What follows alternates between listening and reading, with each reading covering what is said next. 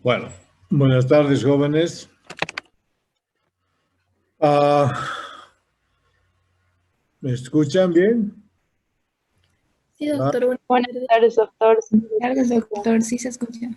perfecto. Entonces vamos a empezar porque, bueno, la anterior clase hicimos la primera parte de la neurooftalmología, ¿no? Que comprendía la anatomía, la neuroanatomía.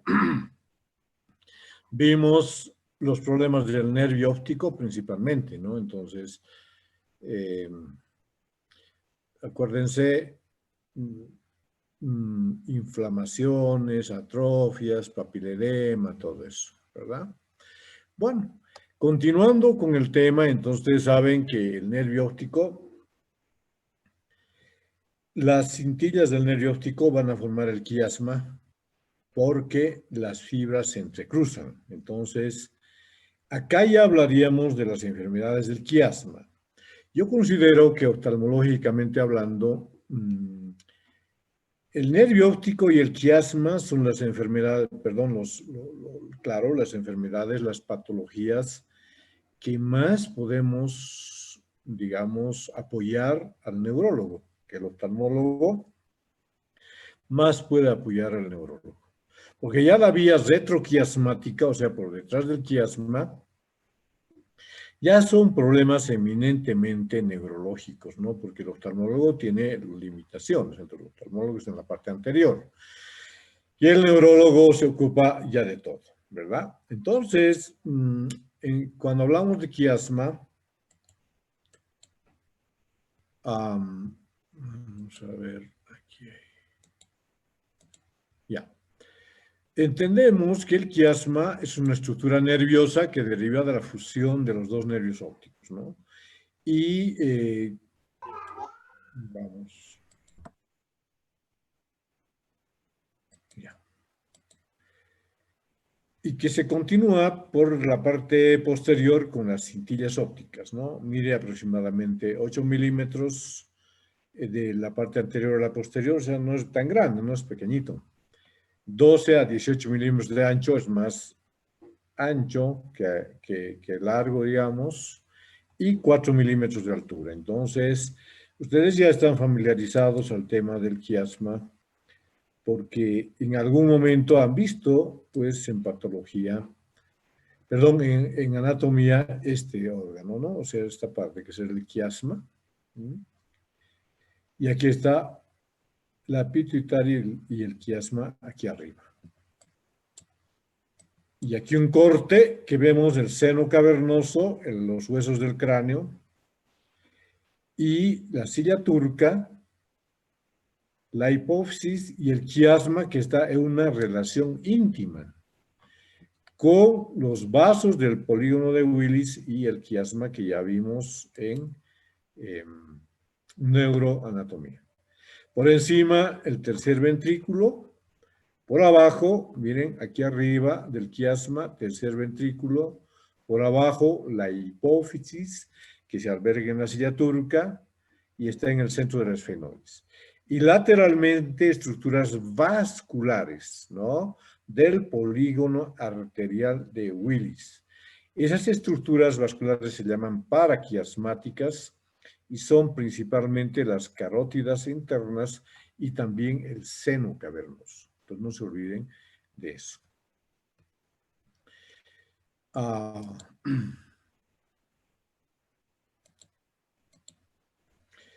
¿Qué pasa con cuando hay lo que se denomina el síndrome quiasmático? Entonces, en el síndrome quiasmático hay algunos signos, ¿no? Y otros elementos que nos orientan hacia un problema del quiasma.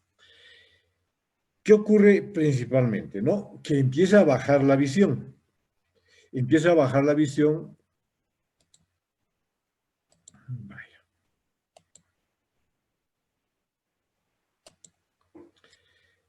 Y además hay una alteración de la visión del color. Pero la lesión más, digamos, típica de las lesiones quiasmáticas son las hemianopsias bitemporales. Por eso dice acá, el campo visual se convierte en el instrumento principal para detectar a qué nivel del quiasma se producen las lesiones. La hemianopsia bitemporal, o sea, la pérdida del campo bitemporal en este sentido, miren, así. ¿Recuerdan ustedes que yo les había, cuando hacíamos la práctica, les decía que la campimetría comparada podríamos hacerla y detectar problemas del campo visual atemporal, principalmente en las enfermedades de este tipo, ¿no?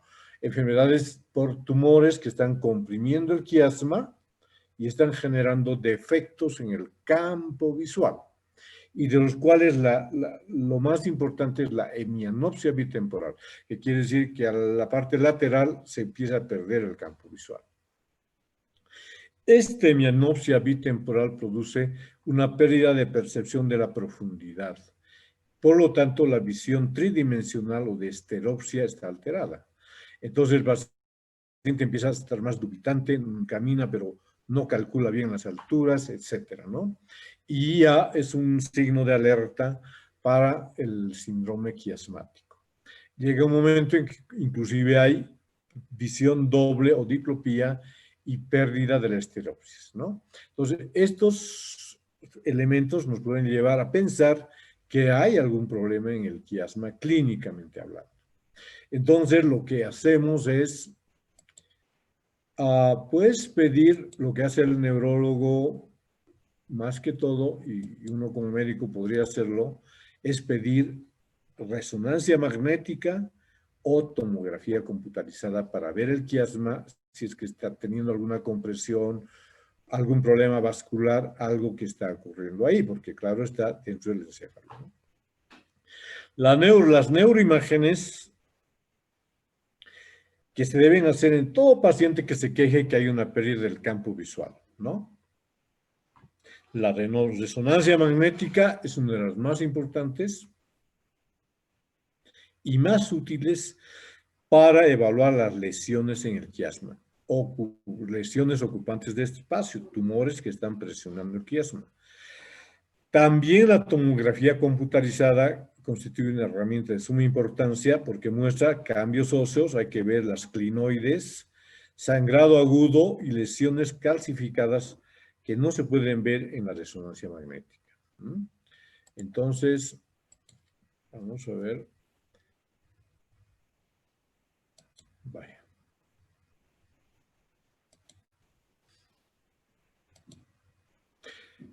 Entonces les hablaba de las neuroimágenes y por qué, ¿sí?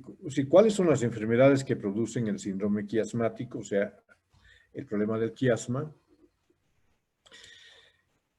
Pueden producirse por muchas causas, ¿no? Pero se agrupan en dos causas importantes. Intrínsecas, que serían problemas congénitos del desarrollo, traumas, inflamaciones o tumores del quiasma, ¿no? Propiamente del quiasma, ¿no? Y las extrínsecas serían por causas que están por todos los elementos anatómicos que están alrededor del quiasma y que pueden comprimir. Entonces, por eso se dice, generadas por la compresión mecánica por tumores celares, paracelares, trastornos del seno cavernoso como aneurismas. Entonces, dentro de los tumores tendríamos craneofaringiomas, meningiomas, gliomas quiasmáticos, el tumor de Cabum o de orden vascular, el síndrome isquémico quiasmático. En lo que se respecta a las inflamaciones, una meningitis basal aguda purulentes o una meningitis crónica puede generar alteraciones en el quiasma. Y otras causas podrían ser las malformaciones o traumas que afecten al quiasma. Entonces, ¿cómo percibimos clínicamente a estas personas? Un ejemplo de ellas es este que les estoy mostrando, ¿no? El gigantismo, la acromegalia, que se produce por un adenoma cromófobo de la hipófisis que está comprimiendo el quiasma, pero estas son manifestaciones clínicas por un exceso de la hormona del crecimiento, ¿no? Entonces, todo ese conjunto de elementos, tres especialidades son las que estamos involucradas. Endocrinología, porque va a haber una alteración hormonal tremenda.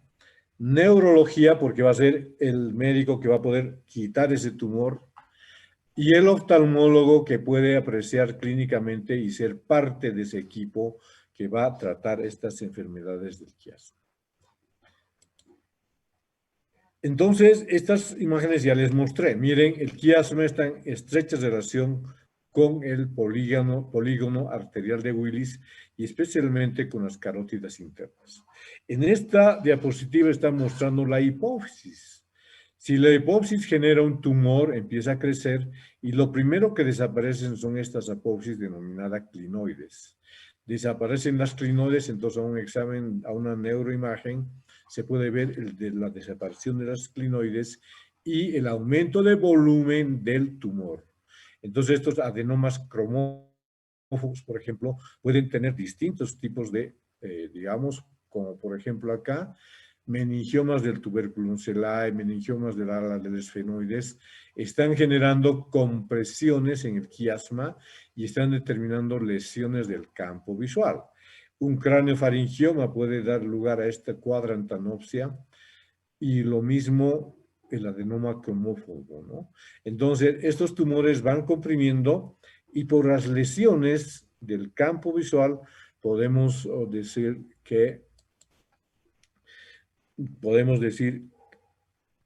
aventurarnos a dar una posible compresión. Pero ya con la tomografía y la resonancia uno ya sabe y puede medir, cuantificar el tamaño del tumor, etc. Entonces, en el quiasma se producen todas estas lesiones. A ver, entonces el tratamiento es derivar al neurólogo para que él pueda tratar, ¿no? El tratamiento habitualmente de los problemas, de lo más frecuente, que son las lesiones ocupantes de espacio, que están comprimiendo un tumor principalmente, es que el neurólogo opera, ¿no? ¿Y con qué técnico opera? Bueno, eso es tema del neurólogo, ¿no? Que puede entrar por acá, puede entrar por cráneo, entonces ya ellos saben cómo hacerlo. Y el oftalmólogo se ocupa de hacer los campos visuales, evaluar ellos la evolución y hacer un seguimiento también postoperatorio. Pero básicamente es el neurólogo el que trata estas enfermedades. Entonces, yéndonos anatómicamente, vemos que detrás del quiasma hay otras partes más de la vía óptica, ¿no? Y a eso se denominan retroquiasmático, ¿no? O sea, vamos a ver qué problemas se producen las enfermedades retroquiasmáticas. Detrás del quiasma tenemos la bandeleta o cintilla óptica o tracto óptico. Luego tendremos el núcleo geniculado lateral, las radiaciones ópticas de gratio LED y la corteza occipital. Esos son los elementos anatómicos retroquiasmáticos de la vía óptica, ¿no? Entonces, aquí, como yo les decía, ya digamos que el oftalmólogo pueda percibir que hay un problema en la bandeleta o en la cintilla óptica derecha o izquierda, o que el núcleo geniculado lateral está con algún problema, es muy difícil. Estos son temas de neurología. Pero como el tema es vía óptica, entonces estamos en el tema, ¿verdad? La bandeleta, cintilla óptica o tracto óptico es parte del sistema visual del cerebro, o sea, de la vía óptica. Es una continuación del nervio óptico que transmite información desde el quiasma hasta el núcleo genicular.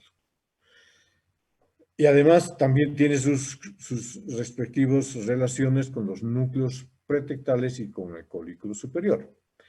¿Qué afecta a la cintilla óptica? Los tumores. Pueden haber causas vasculares, pueden haber también meningiomas, ¿no? ¿Qué se produce en el campo visual? Un defecto homónimo incongruente o una hemianopsia homónima, ¿no? Y en el fondo de ojo encontraremos una atrofia de papila.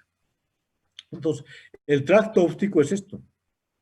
Vean, esta parte de la parte posterior del quiasma, esto se llama tracto óptico.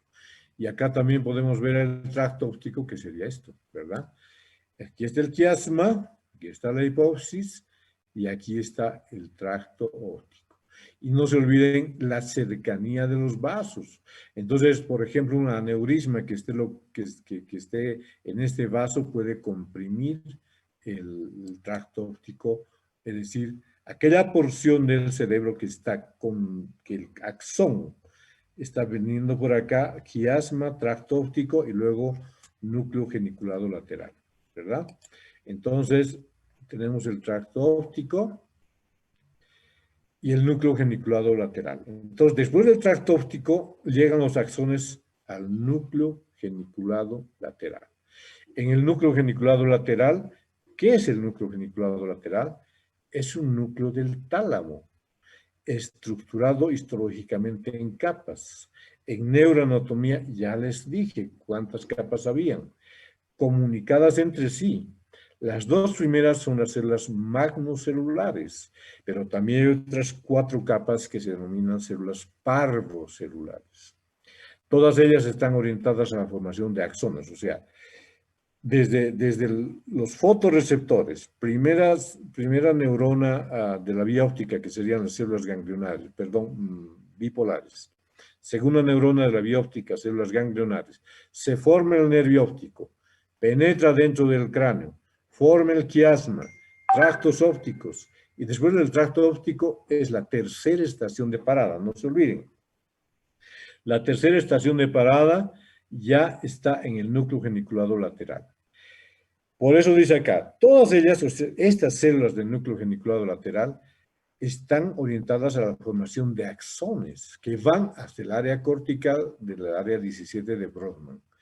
Los axones de estos núcleos, o sea, de los núcleos de las células del núcleo geniculado lateral, van a conformar las radiaciones ópticas de Gratiolet.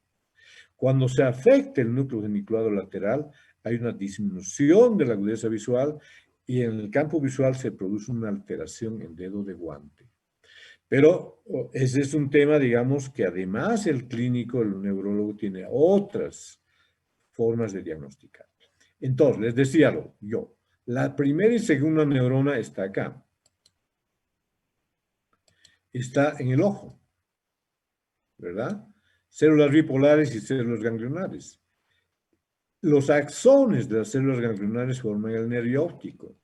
El nervio óptico produce una decusación y parte de las fibras se van directas. Y forma esta estructura que es el quiasma, que acabamos de hablar. Luego viene el tracto óptico, que serían los axones que vienen de las ganglionares y que forman el quiasma y luego se van hasta el ganglio o cuerpo geniculado lateral que está acá.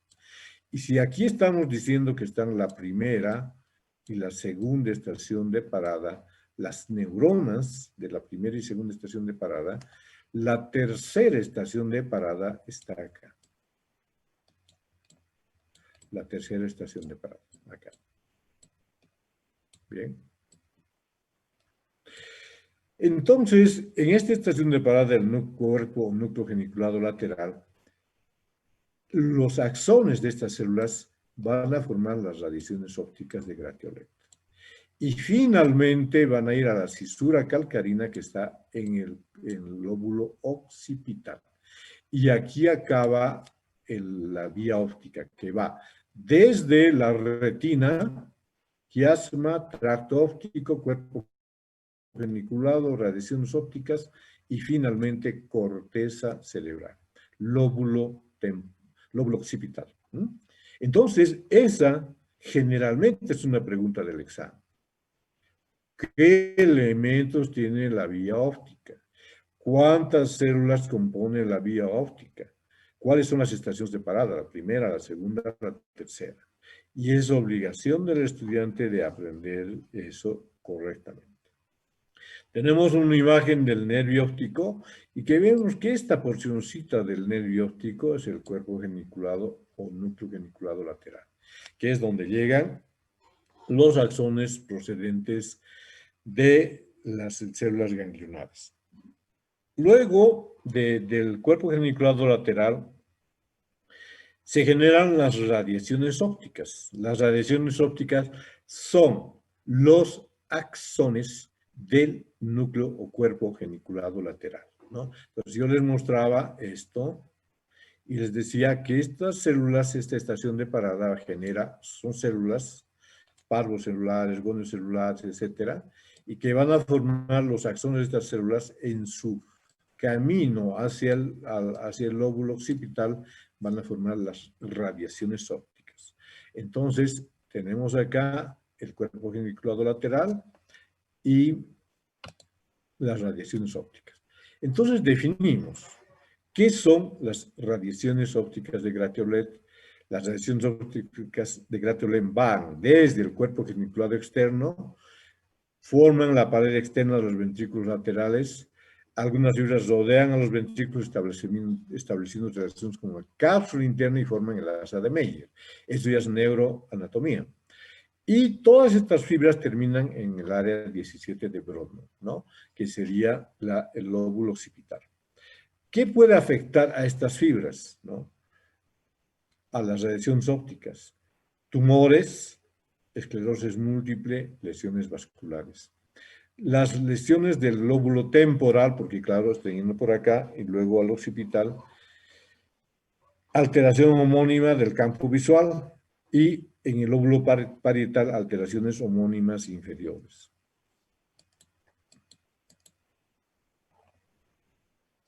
Entonces, aquí tenemos las radiaciones ópticas. Este es el núcleo o ganglio geniculado lateral, ¿no? Como dice acá, cuerpo geniculado lateral. Y 7 serían las radiaciones ópticas, ¿no?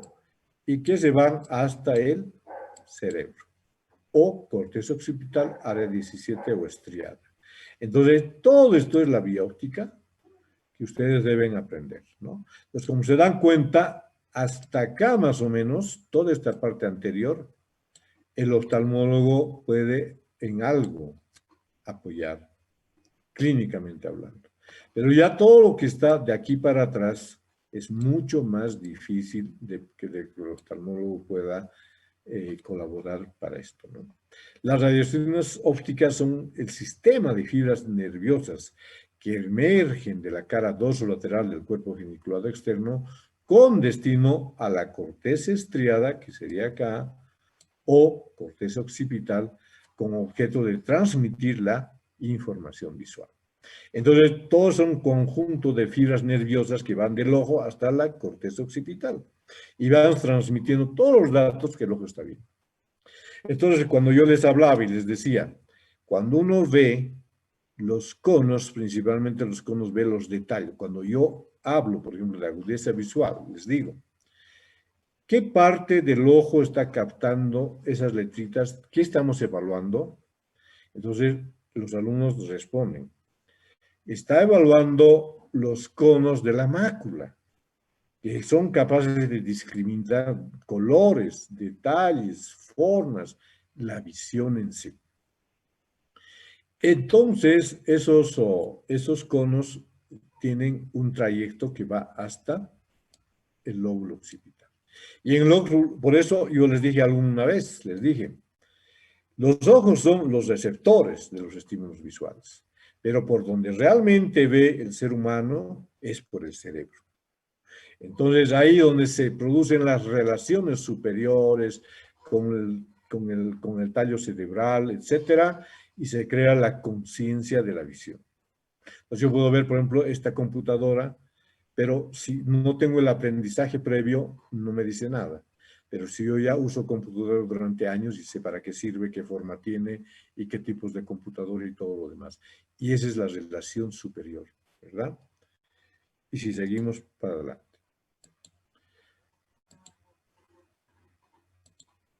Bien, entonces aquí tenemos las radiaciones de Gratiolet que forman como un abanico y que se denominan también haz geniculo calcarino, porque van del cuerpo geniculado, genículo calcarino, hasta la cisura calcarina.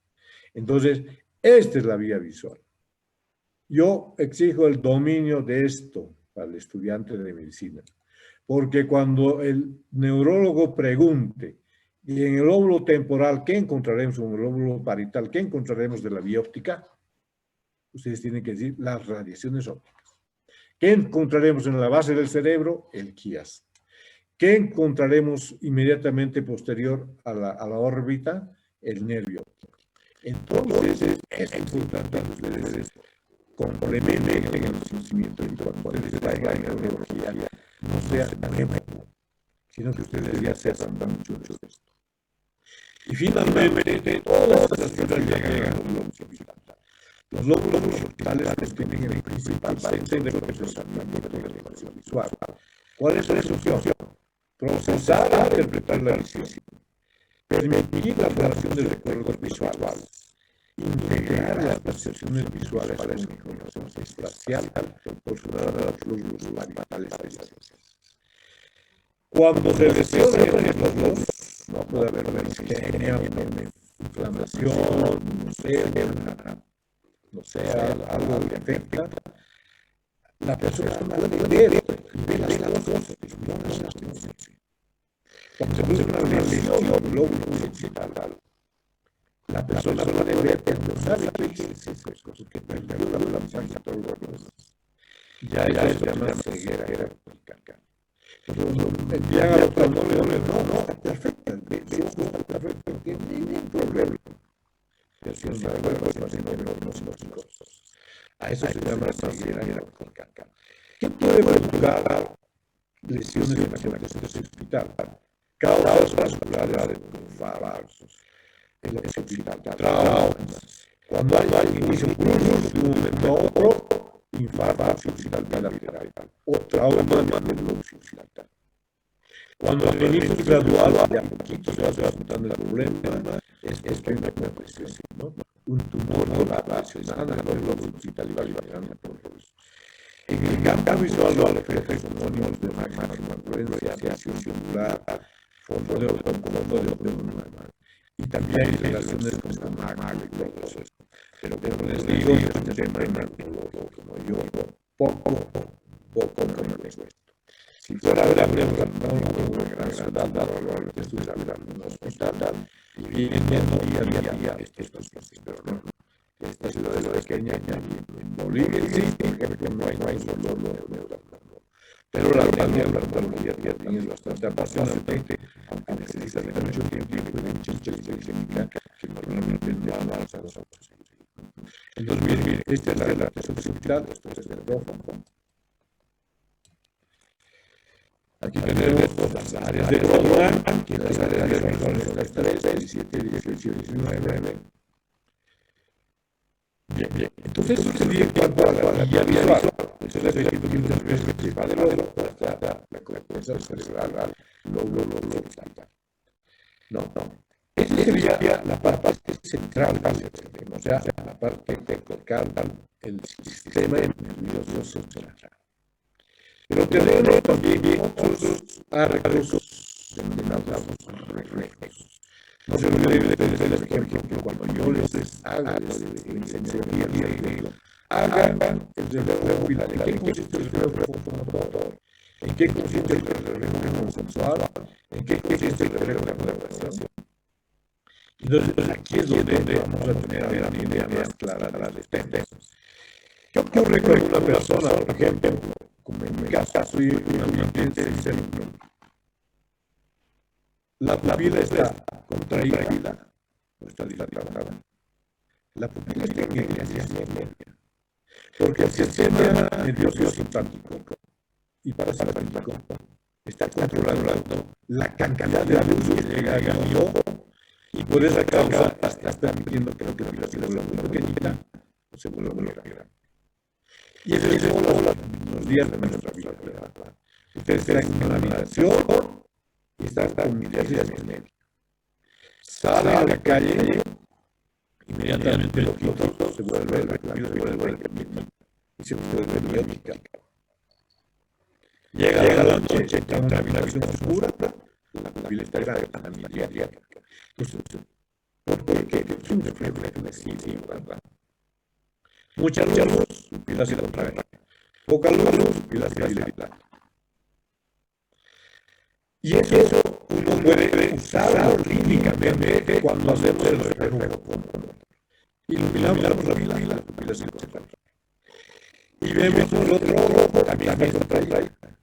Entonces, reflejo fotomotor, reflejo sensor.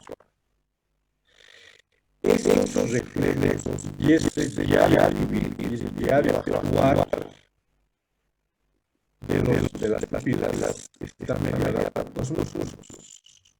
El constrictor de la pupila que produce miósis y el dilatador de la pupila que produce diástasis. Y esos mismos están derivados por el sistema neurovegetativo, simpático y parasimpático. Entonces, cuando yo todos los días de vida, las pupilas se van cerrando y abriendo, es mi el parasimpático que está logrando eso. Pero clínicamente yo necesito conocer cuál es esa vía pupilar a la luz. Y esa vía pupilar a la luz tiene algunos elementos que los voy a meter. Bien. Entonces, estamos hablando de la vía anatómica de la pupilar a la luz. Y primero vamos a hablar del sistema parasimpático. Recordarles que no es cortical este reflejo, sino es subcortical. Por eso aquí, como están viendo acá, todo esto es el cerebro. Ustedes se observarán la neuroanatomía, que el núcleo del que el núcleo rojo, que el núcleo, aquí tenemos el núcleo lateral, que el pendular, etcétera. Entonces, cuando iluminamos el ojo, hablando del reflejo fotomotor, este hace luz entra a la retina, ¿verdad? Y estimula la retina. Y el reflejo se va siguiendo va y vuelve. Bien. La primera neurona conecta la retina acá con el núcleo prefrontal que está aquí atrás, núcleo prefrontal. Entonces, acá. Entonces, vía siguiendo a la vía óptica, va así. Parte de las fibras van directas y parte de las fibras se cruzan y van al otro lado, ¿verdad? Van al otro núcleo prefrontal. Entonces, quiere decir que esas fibras, cuando yo ilumino, van a una directa y otras van al otro. Según la neurona, de este núcleo prefrontal se van a los dos núcleos de izquierda y oeste, que son estos, que están en el cerebro medio. Entonces van acá, una vía directa y una vía abierta. Y lo mismo pasa hacia el otro lado. Seguiría la segunda neurona. La tercera neurona va del núcleo de izquierda va al ganglio ciliar. Pero aquí ya se hace sal del cerebro medio, tallo cerebral, miren, por acá sale, y se une a la fibra terciaria craneal. Y se va hasta el tercer cerebro craneal. Y se va al ganglio ciliar. Aquí. La cuarta neurona está acá. Abandona el cuerpo el ganglio ciliar y atraviesa el esclera y vías ciliares posteriores se va al tercer cerebro de la pupila. Entonces, cuando yo ilumino el ojo, hace todo el trayecto,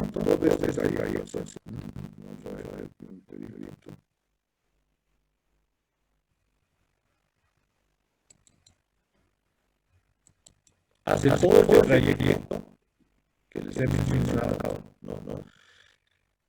y finalmente va al centro de la pupila se cierra. Entonces, esa es la vía pupilar a la luz del sistema parasimpático. Y estas neuronas tienen que aprendérselas prácticamente de memoria, porque al final son elementos neuroanatómicos por los cuales va la vía pupilar a la luz. ¿Cuándo estará alterada la vía pupila? Por ejemplo, cuando el nervio óptico no transmite porque está inflamado. O cuando hay una lesión en el daño cerebral, un trauma y una hemorragia en la base del cerebro que está afectando la tallo cerebral. Entonces, aquí va a haber una alteración pilar. Ojo, que en neurología va a haber una aplicación clínica de esto. En oftalmología tiene una aplicación clínica parcial, pero en neurología es más amplia. Por eso cualquiera se aprende en la guía anatómica de sus no se van a repetir el neurólogo, pues va a tener en cuenta que ustedes se van a explicar en la órbita, como dice acá abajo, las fibras parasimpáticas pasan por la revisión inferior del receptor craneal hasta acá y llegan a la ganglio vía oblicuo inferior. Más adelante voy a explicar cómo va esa inferiores. Muy bien. Eso sería, digamos, una recopilación práctica, ¿verdad? Y como la vía cruzada se contrae la pila del otro lado, y de este lado se contrae. Por todos los raíces del lado. Las filas parasimpáticas llegan a la circular y se contrae la pila. Y como es vía cruzada, pues se contrae de este lado. Y por lo tanto, yo tengo una explicación del reflejo fotomotor y del consuelo de los dos. Por eso la vía pero cuando la pila se llena, cuando predomina el simpático, cuando predomina el parasimpático, la pupila está chiquita, pero cuando predomina el simpático, la pupila se agranda, ¿verdad? ¿Y cómo es el tema del simpático? Miren, aquí es más complejo, porque la vía del simpático se observa en el hipotálamo. Desde el hipotálamo baja a la médula espinal, miren, se hace extracraneal. Va por la médula espinal hasta las octavas cervical y primera o segunda plaza o ¿verdad? Baja del hipotálamo, baja por la médula espinal, sinapsa en el núcleo espinal de la mujer que está acá. Acuérdense de mi neurología. Situado en la C8 bilateral. La segunda neurona se denomina preganglionar respecto a que ganglio, a este ganglio. O de segundo orden pasa por debajo de la sutura. Entonces miren, aquí está la costilla. Y también ustedes está la clavícula. Entonces miren, las fibras simpáticas se van por debajo de la sutura. Y a través de esta cadena de ganglios, qué pena, suben hasta el ganglio cervical superior. Entonces, miren que hay la del hipotálamo hasta el núcleo espinal de la mujer en las octavas cervical. Y de ahí miren cómo va por acá, por debajo de la sutura. Aquí está la costilla, aquí está más también cerca de la clavícula. Y por esta cadena de ganglios va hasta el ganglio cervical superior, que ya está bien, bastante arriba. Toma este ganglio donde se bifurca la carótida. La tercera neurona posrenal, porque aquí está el ganglio. Entonces, preganglionar es esta neurona y este es posrenal. Tiene una relación estrecha con la carótida, forma una especie de una red de la carótida. Sube, entra al cerebro, al cráneo, junto a la carótida interna, atraviesa el seno cavernoso y junto al sexto palpaneal, el mismo poro externo, al momento de entrar a la visión orbitaria, salta la rama superciliar de la planta de la trigemino y desde acá, este nervio superciliar se va hasta el dilatador de la pupila. Y estimula la dilatación de la pupila y lo en midriasis. Entonces, estos son dos elementos que son el parasimpático, que produce una constricción pupilar, y el simpático, una dilatación pupilar. Estas neuronas ustedes tienen que aprendérselas. No tengo otra alternativa. Porque aquí van a empezar y en neurología van a aprovechar. Pero, porque no se olviden que las lesiones pueden ser, digamos, un golpe acá, una fractura de la costilla o de la clavícula. Puede generar una lesión del simpático, como vamos a ver ahorita.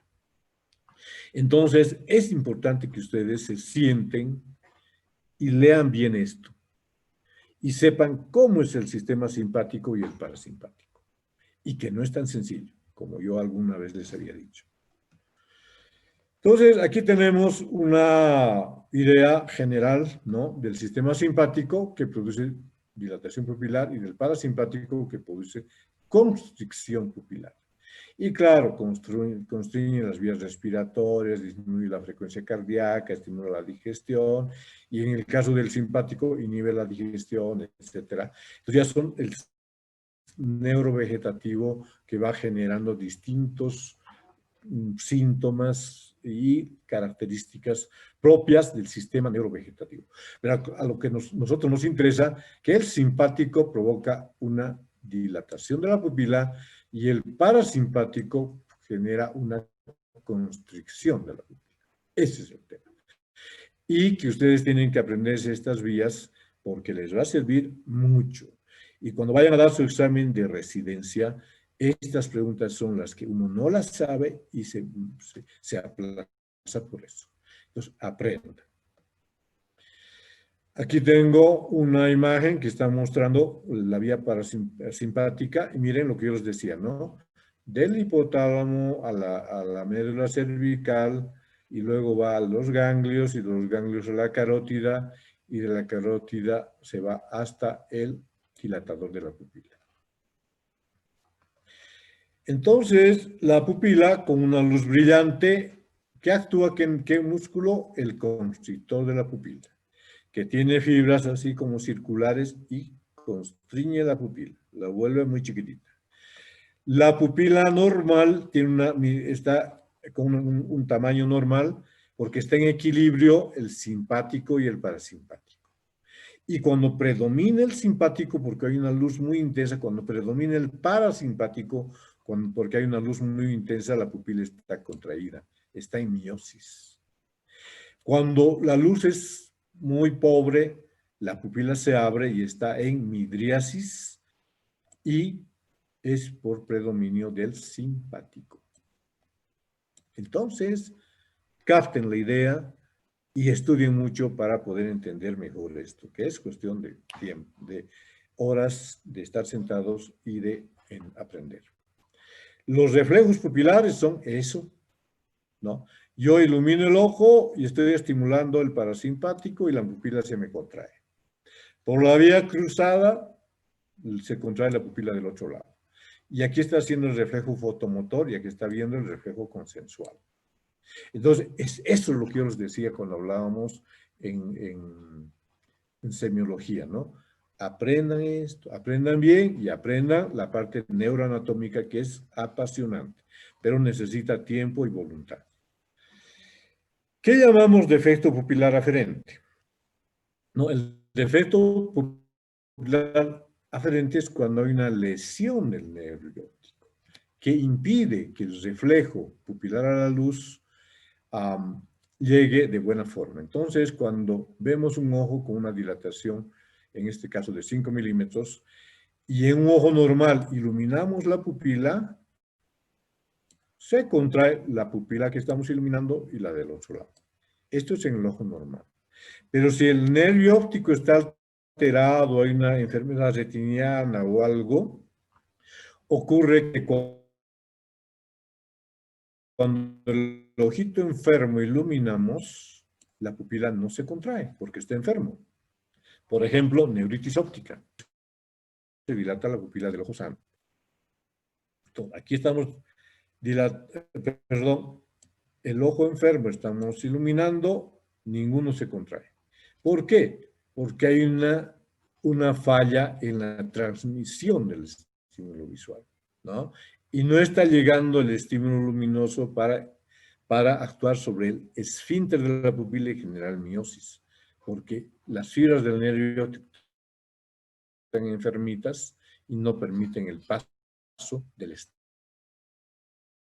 Algo que van a escuchar reiteradamente y tienen que aprender.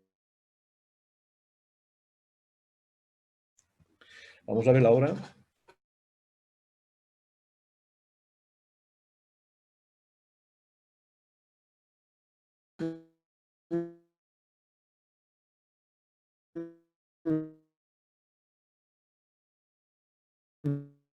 El ánimo mismo, ¿verdad? Las dos pupilas dilatadas, iluminamos el ojo enfermito, no se contrae ninguno. Volvemos a iluminar el ojo sano, pupilar aferente. ¿Y qué enfermedades tienen las pupilas? Tenemos la patología pupilar. Primero, el síndrome de Horner, que ustedes han debido oír hablar del síndrome de Horner. El síndrome de Horner es una lesión de la vía pupilar eferente simpática. Por lo tanto, si vemos la vía simpática,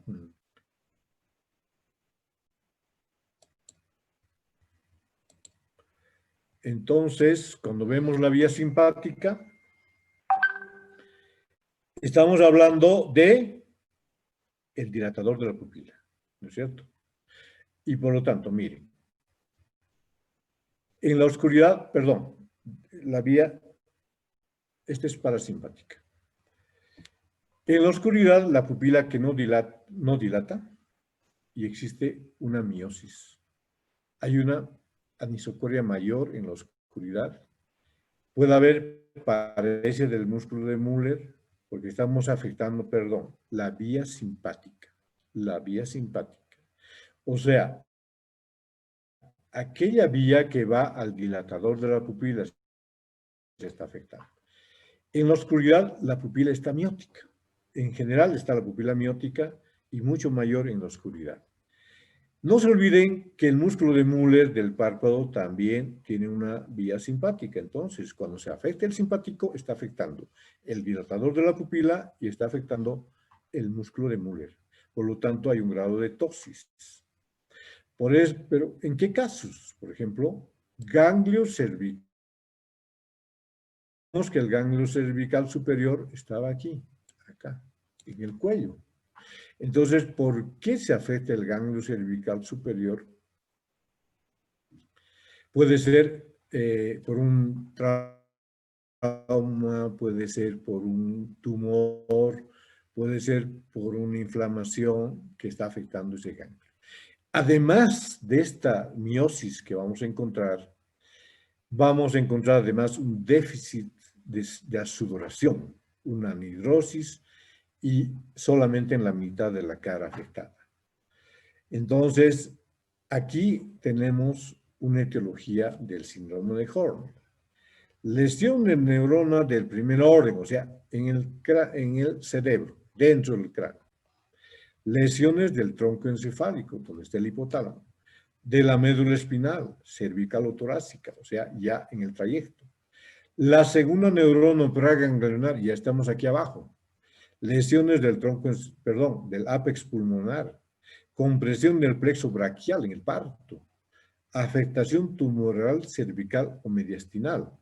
Trauma tras cirugía cervical. Aneurisma de la subclavia. Entonces, eso es aquí abajo. ¿No? Entonces, esto está generando el síndrome de Horner, que alguna vez han debido escuchar hablar. Entonces, por eso yo les explicaba y les decía esto, ¿no? Aquí, esto, aquí está el problema. Clavícula, primera costilla, subclavia, estas lesiones de acá están reflejándose en la segunda neurona o preganglionar. La postganglionar está más arriba. Tumores, traumas craneales, aneurismas, trombosis de la carótida interna y cefaleas en racimo, que sería un aspecto vascular, o herpes zóster. Entonces, todo esto es la etiología del síndrome de Horner. ¿Cuál es la característica del síndrome de Horner? Dijimos, miosis. ¿Por qué? Porque hay un predominio del parasimpático. El simpático está afectado porque, por ejemplo, digamos que hay un tumor o una, digamos,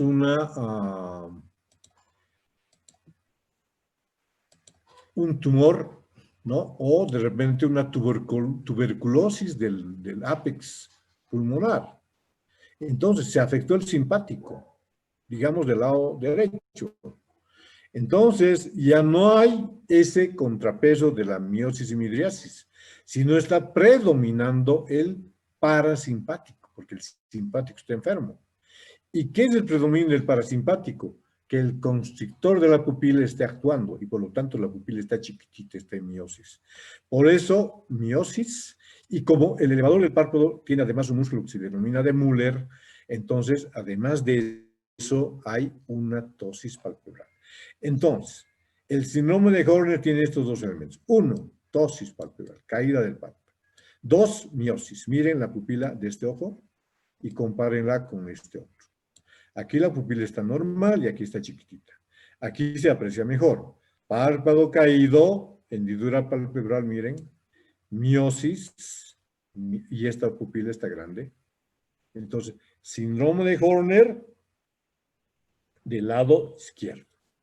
¿Dónde se produjo el problema?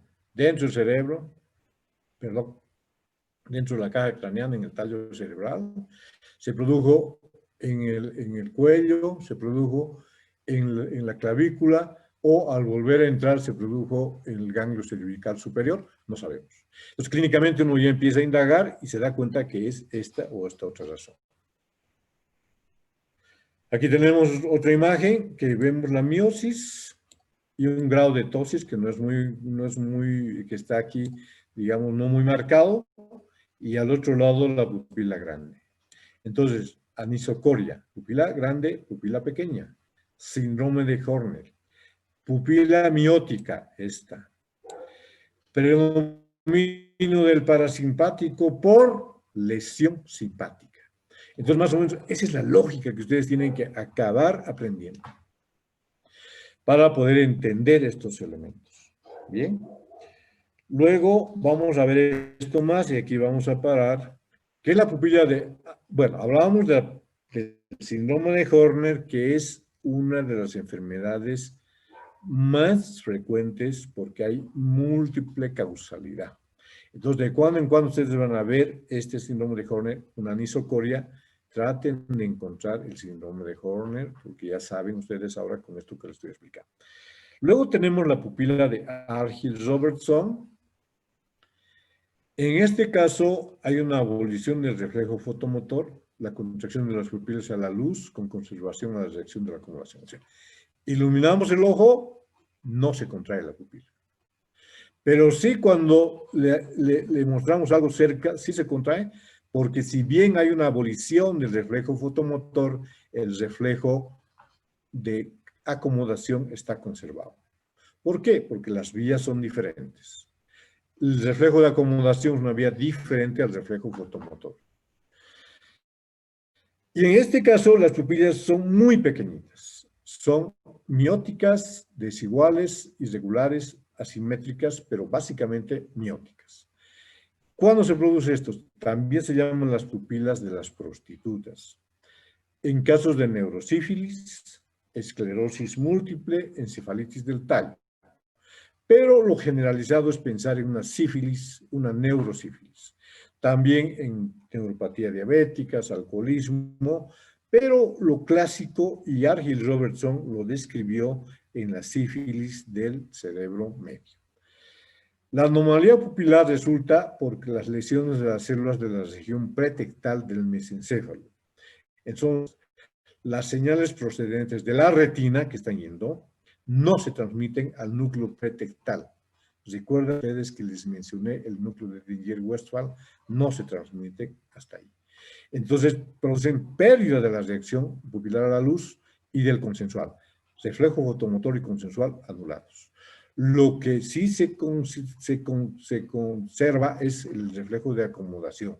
¿Por qué? porque son dos reflejos diferentes. Uno es a través de la vía que acabamos de estudiar y otro es un reflejo diferente. Tratamiento, caso subyacente. Históricamente, tratamiento de la sífilis, ¿no? Que eso es lo histórico. ¿Cómo se ve? Miren, pupilas muy pequeñitas. Iluminan el ojo, no se contrae. Pero le dan algo para lectura, ahí sí se contrae. Porque está preservado el reflejo de acomodación y comprometido el reflejo fotomotor y consensual. Entonces, pupila de Argyll-Robertson, pupila miótica bilateral, las dos pupilas. En el otro caso era solamente de un lado, por lesión luética o, ya saben, la sífilis. Entonces, las pupilas no reaccionan a la luz, pero cuando ustedes le muestran, por ejemplo, en este caso el dedo, le estamos mostrando el dedo, sí las pupilas se contraen. En este caso, miren cómo la pupila está del mismo tamaño del lado contralateral y este está siendo iluminada, entonces hay una reacción a la luz en ese caso. Bien. La pupila de Adi y los pares craneales vamos a ver una clase cortita el próximo miércoles. No quiero saturarles, les voy a enviar esta presentación, pero no quiero saturarles porque nos faltaría ver problemas del motor ocular común, problemas del patético troclearis y problemas del motor ocular externo. Y con eso acabaríamos la neurooftalmología. Muy bien, jóvenes. Entonces,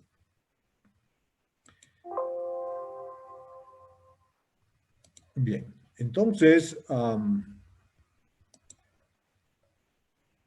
como estamos acostumbrados, si ustedes tienen alguna pregunta, entonces, por favor, háganmela. Vamos a tratar de responderles. Bien, adelante.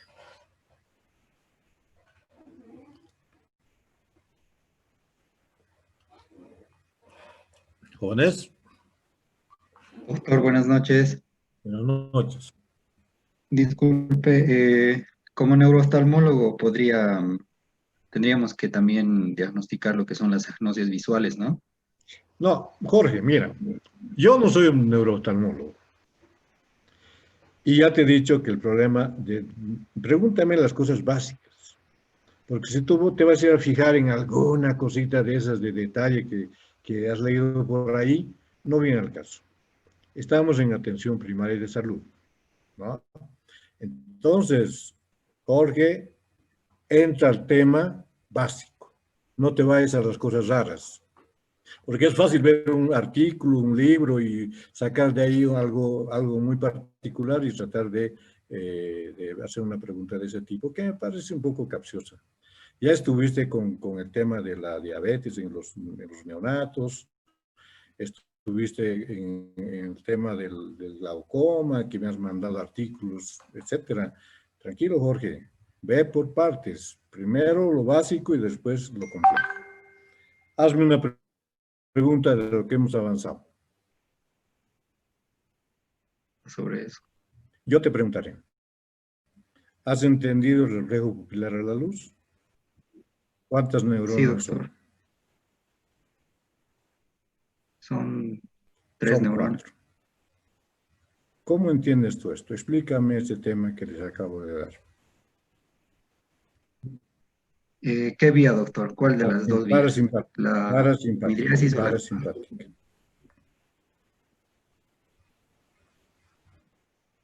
La parasimpática, doctor, viene primero del reflejo aferente de la ¿Está retina. bien? Lo que pasa es, hay una vía que va directamente a lo que es el cuerpo geliculado, como usted dijo, pasa por el No, quiasma, de no, ahí no, nada que ver con el cuerpo geniculado. Eso es una vía subcortical lo que te preguntaba. Jorge, mi consejo, empieza por lo básico. No te vayas a los detalles, digamos ya muy pequeños. ¿Está bien? Y la próxima te voy a preguntar sobre lo mismo, Jorge. ¿Está bien? A ver, otras preguntas de lo que hemos avanzado y de temas básicos de atención primaria de salud. ¿Alguien más quiere hacer alguna pregunta?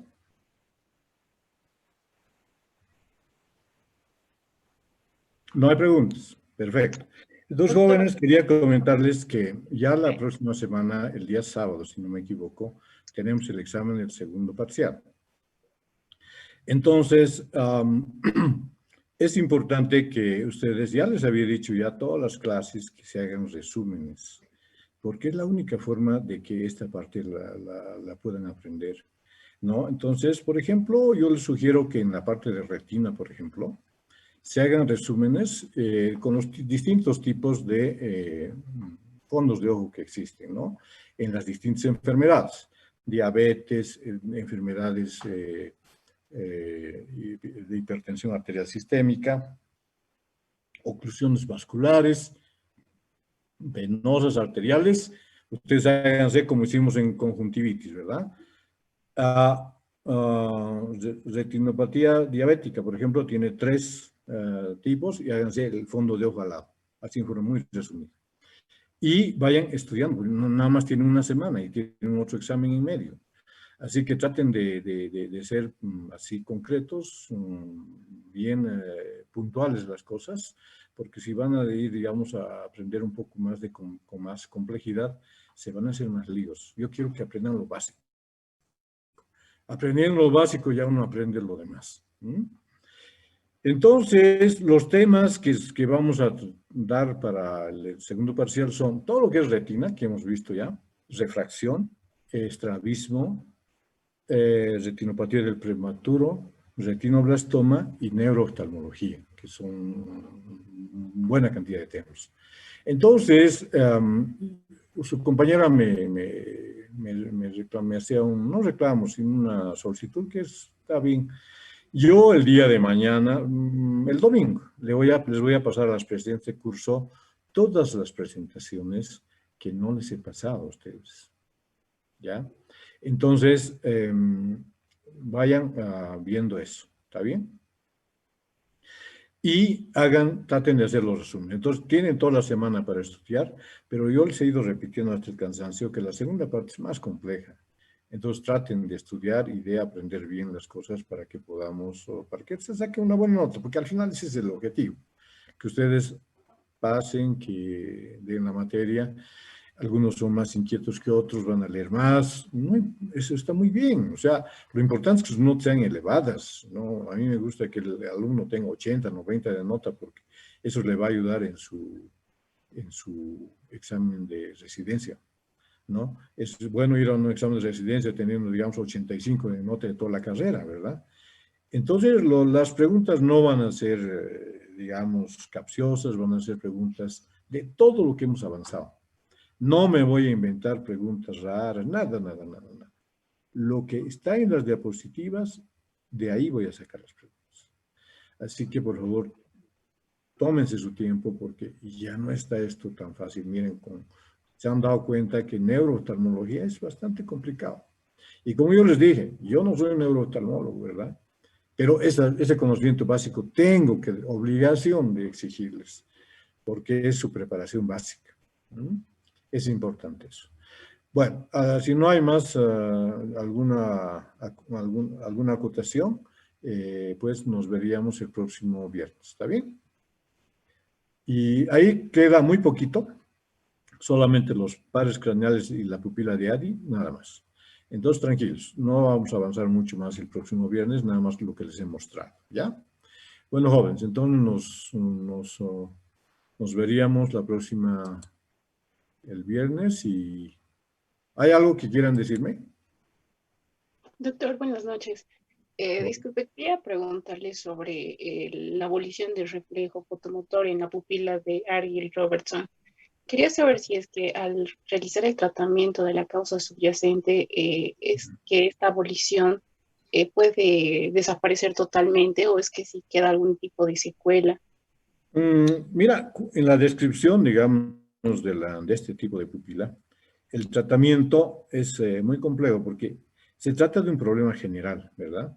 No es que la sífilis ha afectado solamente al núcleo de Legere-Westphal, donde se está produciendo el paso del reflejo fotomotor, sino que ha afectado todo el cerebro medio. Hay consecuencias más graves en el resto del cerebro y en el resto del cuerpo. Entonces son casos muy, muy complejos, que por eso les digo y les repito, yo no soy neurooftalmólogo, entonces no veo a menudo. Los neurooftalmólogos sí, pero más que los neurooftalmólogos, los neurólogos, ¿no? Entonces, mira, es que no es que la sífilis ha afectado solamente el cerebro medio. Es una afección general de todo el organismo, que lamentablemente afectó el cerebro medio, sí, ¿no? Entonces, es así esta enfermedad, bastante compleja, no es fácil de tratar. Y claro, el tratamiento es para una sífilis, ¿no? Pero hay otras causas también de esto, pero en realidad es muy complejo. Yo, la verdad, rara vez he visto una pupila de este tipo. Rara vez. En todo caso. ¿Está bien? Felizmente es No sé raro si hoy en día, punto, ¿no? Hoy en día, felizmente, con el tratamiento de la penicilina, con la adecuado de esta enfermedad de transmisión sexual, pues sí es raro, ¿no? Antiguamente, pues sí había mucho más, ¿no? Cuando, digamos, habían casos que no estaban detectados y todo eso. Pero hoy en día es raro, es bastante raro la neurosífilis, porque ya es una etapa muy terminal de la enfermedad, ¿no? Que no se le haya puesto pues que no se le haya diagnosticado a tiempo y no se le haya puesto una penicilina, pues el esquema, ¿no? De penicilina que se pone. Pero pues es importante saberlo, ¿no? Por pues la parte un poquito histórica y también presente, porque tampoco va a ser algo pues que no se presente jamás, pero pues sí, felizmente ya es menos frecuente. No se olvide que Argyll Robertson es del siglo XIX. Entonces, es una entidad descrita hace 2 siglos, pero es clásica. Entonces, esto, como les decía, muchas cosas no les van a servir en la vida diaria. Y a veces el tema es, pero si no me van a servir en la vida diaria, ¿para qué voy a aprender? Porque el conocimiento médico es amplio y cuando uno va a dar el examen de residencia puede surgir esto, ¿no? Y decir, bueno, la pupila de Argyll-Robertson está relacionada con la LUES o sífilis, no sé, con la diabetes, con esto, con el otro, todas ellas, ninguna de ellas, y tienen 2 minutos para responder. Entonces, es posible que si ustedes se aprenden eso, puedan salvar esa pregunta, ¿verdad? Pero son conocimiento general, es un conocimiento general que uno debe tener. ¿Está bien? Es interesante, pero no la parte de la historia de la medicina es bastante interesante. Hay varios detallitos que pues uno por cultura general es bueno saberlo, ¿no? Por ejemplo, hablando de este tema de la sífilis, existían estudios clínicos en Estados Unidos, no sé si alguno de ustedes ha escuchado, ¿no? Existían estudios clínicos que se los agarraban a los afroamericanos y intencionalmente se los contagiaba de sífilis precisamente para ver este tipo de, o sea, se los contagiaba, no se les daba ningún tipo de tratamiento y se les pues, hacía el seguimiento para ver este tipo de patologías, precisamente, neurosífilis, todas las cosas pues que teniendo el tratamiento es una falta de ética terrible que ha pasado, ¿no? Pero eso pues felizmente ahora ya no se puede hacer, pero es importante tener en cuenta ese tipo de capítulos de la historia de la medicina que pues son muy interesantes. Muy bien. Entonces, jóvenes, cualquier detalle que tengan como una, digamos, inquietud respecto al examen que que van a rendir en una semana, me pueden hacer conocer a través de sus presidentes, ¿ya? Básicamente yo voy es decir, no es tan sencillo, porque he tratado de hacer unos resúmenes de cada enfermedad con las cosas que les van a servir, pero las cosas básicas, ¿verdad? He obviado, por ejemplo, hablar sobre campos visuales que ya se usa muy poco ahora, pero les he puesto ahí como que qué tipo de campo visual producían las lesiones de la bióptica, pero ahora se usa muy poco. Entonces eso está nada más como un conocimiento, pero de repente en la práctica no lo van a usar nunca, ¿verdad? Entonces, esos detalles, por ejemplo, he tratado de hacer un resumen práctico que ustedes puedan aprender las cosas básicas, que tampoco sea tan sencillo todo que no tengan nada que aprender. Pero este tema de la vía pupilar a la luz, por ejemplo, es subcortical, o sea, debajo del cerebro, no confundir con la vía óptica, ¿no? Que es cortical, que es, digamos, central. Esto es subcortical. Pero traten de entender, porque saben que son dos cosas que vienen en neurooftalmología, ¿ya? Y no se olviden que al año van a estar en neurología y todo este tema que les estoy hablando no va a estar desconocido para ustedes. Más por el contrario, muchas cosas van a poder aprender de eso, ¿ya? Bueno, entonces yo voy a preparar el examen esta semana que viene y les doy esta última partecita de los pares craneales y con eso hemos acabado. ¿Listo? Bueno, jóvenes, con eso sería todo y hasta luego. Que les pasen buen fin de semana y empiecen a leer la materia. ¿Está bien? Gracias, doctor. Gracias, doctor. Hasta luego. Cualquier detalle a través de sus presidentas, por favor, ¿ya? Gracias, doctor. Hasta luego. Gracias, Luego. doctor. Gracias, doctor.